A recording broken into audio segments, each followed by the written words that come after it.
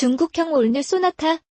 중국 내 우리나라 자동차 판매량이 급감하고 있다. 국내 자동차 업계는 사드 보복의 영향으로 판매가 줄었다고 밝히고 있지만 중국 내부의 시선은 조금 다른 것으로 보인다. 중국 자동차 소비망, 중기소, 최근 중국인이 바라보는 중국차와 한국차를 주제로 한 자료를 23일 현지 시간 발표했다. 자료에 따르면 롱웨이, 로, 영위와 같은 중국 고급차의 등장과 정치적인 영향 때문에 중국에서의 한국 자동차 명성은 크게 떨어졌고 경쟁력을 점점 잃고 있다. 이와 관련해 일부 중국인들은 중국 자동차가 한국 자동차를 앞섰다고 생각하기 시작했다는 것이 소비망의 분석이다. 특히 이런 변화는 최근 몇 년 사이에 시작됐고 앞으로서 점점 더 확대될 것이라고 내다봤다. 하지만 중국 자동차 소비망의 생각은 달랐다. 객관적으로 볼 때 중국 자동차 산업은 규모에서 앞서지만 산업의 연결성, 핵심 기술을 통제할 수 있는 능력 등에서 한국보다 수준이 낮다고 분석했다.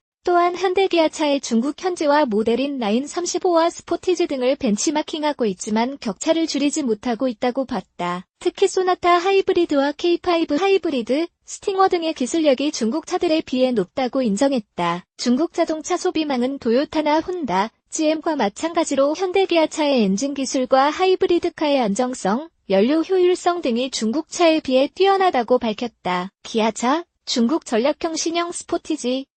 중국 자동차 소비망은 중국 자동차가 부상하고 있을까라고 스스로 물으면서 중국의 자동차 산업이 실제로 한국의 수준에 도달했을까?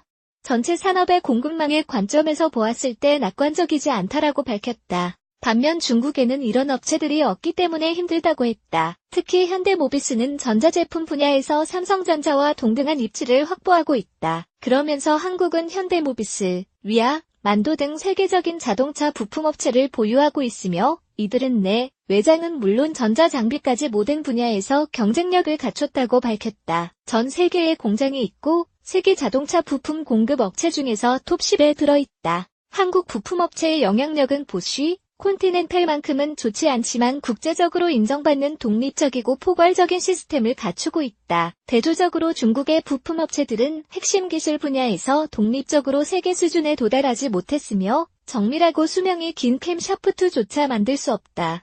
한편 현대차의 중국 내 승용차 판매량은 10위권에 머물고 있으며 점유율은 3% 내외다. 기아차도 사드 보복 이후에 10위권 밖으로 밀려난 뒤 좀처럼 판매량을 회복하지 못하고 있다.